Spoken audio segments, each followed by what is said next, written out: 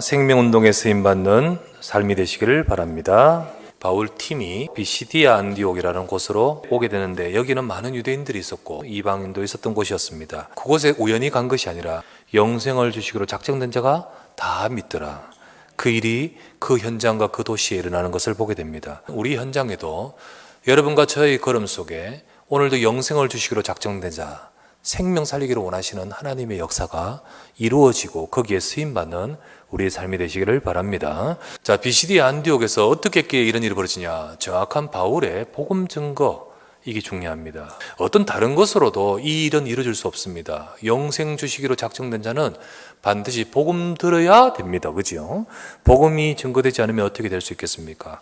자, 바울이 이곳 회당에서 복음을 증거합니다. 대다수 유대인들이 많이 있잖아요. 그들이 굉장히 중요하게 생각하는 구약의 인물 중심으로 하나님이 말씀하고자 하시는 복음을 선포합니다. 왜 하나님이 아브라함을 축복하셨고, 하나님이 왜 모세를 사용하셨고, 하나님 뭘 주셨는가?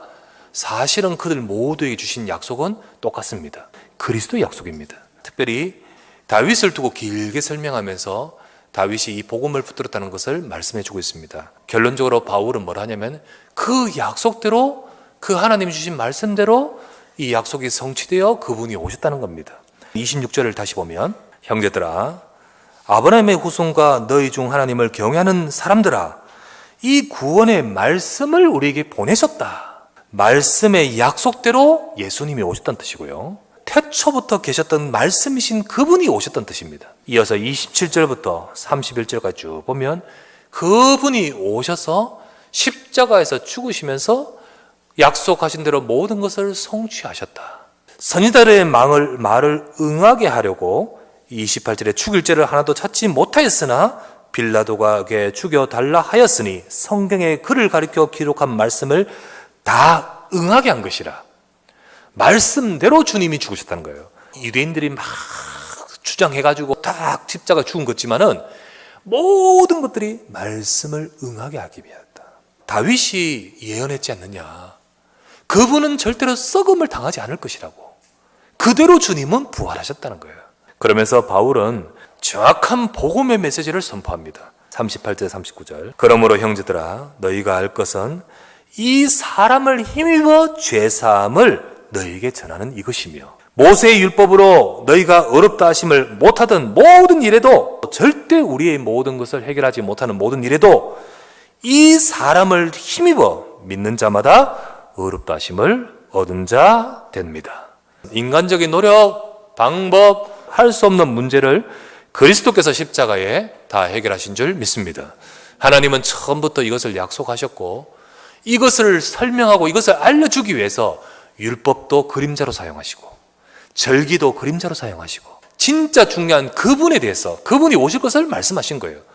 그래서 그 어떤 것으로도 해결할 수 없는 우리 인생의 문제를 십자가에 달려서 죽었다가 부활하신 그분을 통하여 우리는 넉넉히 구원받고 승리하는 줄 믿습니다. 지금도 마찬가지입니다. 하나님은 정확한 복음이 선포될 때 하나님은 역사하십니다. 오직 그리스도의 약속이 붙들어지지 않고 있는 시대가 되었습니다. 교회는 점점 복음이 퇴색되어 가고 있는 시대가 되어버렸습니다. 하지만 분명한 것은 하나님은 처음부터 주신 것이 오직 그리스도의 약속이며, 복음 속에 하나님은 완전한 구원을 이루시는 줄 믿습니다. 그래서 이 복음이 선포되는 것, 하나님의 중요한 계획이 이루어지는 곳입니다. 자, 두 번째, 정확한 복음이 선포되니까 두 가지 반응이 쫙 일어납니다. 40절에 41절.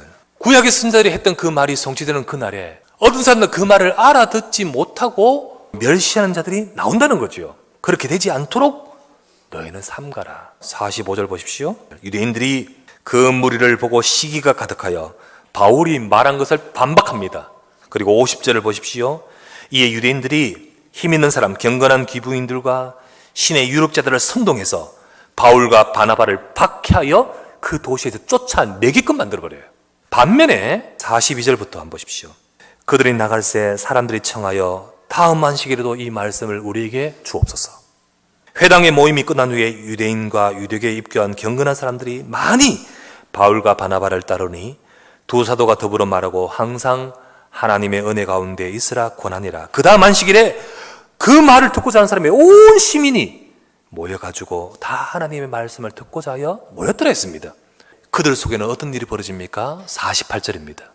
주께서 이같이 우리에게 명하시되 내가 너를 이방의 빛으로 삼아 너로 땅끝까지 구원하게 하리라 하셨느니라 하니 이방인들이 듣고 기뻐하여 하나님의 말씀을 찬송하며 영생을 주시기로 작정된 자는 다 믿더라. 하나님 말씀하신 대로 그날에 응답받는 영생 얻는 자들이 나오는 겁니다. 똑같은 메시지인데, 똑같은 현장인데, 똑같은 말씀인데 그들의 말씀의 성취도 달라져 버린 거예요. 둘 다 결국은요, 근본적으로 보면 말씀의 성취의 자리에 있는 것입니다. 하나는 아까 말했다시피 삼가라 했던 40절에서 41절 말씀의 성취 자리에 있었고요. 다른 하나는요, 오늘 봐왔듯이 48절에 영생을 주시기로 작정된 자는 다 믿더라라는 그 자리에 있게 됐지 않습니까? 사람들은 그 순간에 그 자리에 잘 모릅니다. 멸망하는 자리에서 복음을 반대하는 자리에 서는 사람이 있습니다. 그들은 모두는요, 자기 생각에 옳다고 여기기 때문에 그렇게 되는 거예요. 그 자기 생각에는 이게 안 맞는 거고 반대가 되고 미련하게 보이는 거예요. 우리도 복음의 흐름 속에 항상 내가 어떤 자리에 서야 될지를 주의해야 되는 거예요. 여러분, 자기가 가지고 있는 그 생각도 믿음입니다. 여러분, 믿음. 우리가 특별히 교회를 보면서 안 되는 것, 안 맞는 것 있다 할지라도 우리는 내 생각 갖지 말고 그것 보지 말고 말씀 따라가야 될 줄 믿습니다. 우리가 말씀을 잡고 언약 따라가면 하나님이 역사하신 자리에 가게 되고요. 성취, 어느 성취에 서게 될 것인가, 여러분? 하나님은 지금도 구원 사역을 위해 일하시는 그 자리에 여러분과 제가 있기를 주 예수 이름으로 축원합니다. 그래 되기 위해서 세 번째, 하나님은요, 전도자를 통해 생명운동 성취하고 계십니다. BCD 안디옥 몇 천 년 동안 그대로 있었지만은 바울팀이 들어가니까 영생을 주시로 작정된 자가 다 믿는 일이 벌어지는 거예요. 지금도 정확한 복음 증거하는 자를 통하여 그때 그날의 그 일은 오늘 우리에게도 이루어질 줄 믿습니다. 이번 주간에는 우리 대만 선교 캠프를 우리 16명이 출발하게 됩니다. 그 걸음 속에 이 축복이 함께하기를 바랍니다. 제가 제일 처음에 외국으로 나간 현장이 첫 번째가 대만이에요. 그래서 잊을 수 없습니다. 팀 사역 전도라는 그 관점과 그 시간표 속에서 갔거든요. 느낌이 하나님이 나를 이끌어 가시는 느낌이에요. 말이 안 통하는데 생명의 역사가요, 공원 속으로 막 벌어지는데 쟁기를 갖고 땅을 갈아엎는 느낌이 막 들어요. 여러분, 말씀의 복음의 언약을 적극하고 가는 걸음 속에는 하나님이 역사하십니다. 하나님이 일하심이 있어요. 이번 캠프가 그런 캠프가 되기를 바랍니다. 주님은 지금도 생명을 주시기로 작정된 자를 준비하시고 정확한 복음 가진 여러분과 저희 현장을 통하여 이 일을 이루기를 원하고 계십니다. 그러면서 참고할 것은 때로 안 된다 해도 낙심하지 마십시오. 오늘 보면 이런 반응도 있고 저런 반응이 있어요. 우리는 뭘 봐야 될까요? 하나님의 역사를 봐야 되잖아, 그치요? 눈에 빨리 되는 것처럼 안 보인다 할지라도 하나님은 하고 계시거든요. 오늘 바울과 제자들을 보십시오. 결국은 내쫓는다고 내쫓깁니다.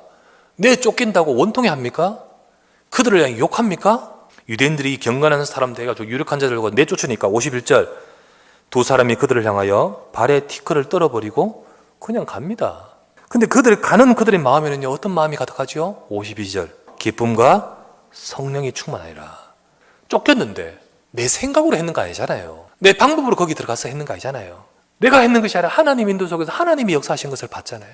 반대하는 자도 있었지만은 내가 그 하나님의 역사의 흐름 속에 있었다는 것, 이게 기쁨이요, 이게 행복 아니겠습니까? 이 비밀이 있는 겁니다. 되니 안 되니 말하지 말고 말씀의 흐름, 이 기쁨이 여러분 속에 있기를 바랍니다. 사역자도 나중에 될 시간표가 있는 사람도 있어요. 안디옥에 바나바가 와서 사역할 때 마가도 외삼촌 따라 왔는 거예요. 근데 이 마가는 아직 준비가 덜 됐어. 감당을 못해. 하나님의 역사와 기쁨이 있지만은 막 쫓겨나고 너무 힘들어.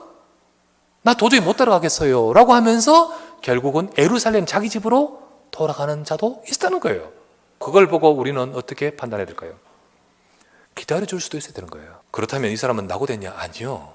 마가복음 기록한 사람이고 결국은 이 사람은요, 베드로 옆에서 베드로가 가는 사역 속에 통역자로서 계속 쓰임받습니다. 그리고 나중에 마지막 바울이 감옥에 갇혔을 때 마가 같이 와라. 그 사람은 내 사역에 너무 유익하다 라고 부릅니다. 그만큼 중요한 일에 나중에 쓰임받습니다.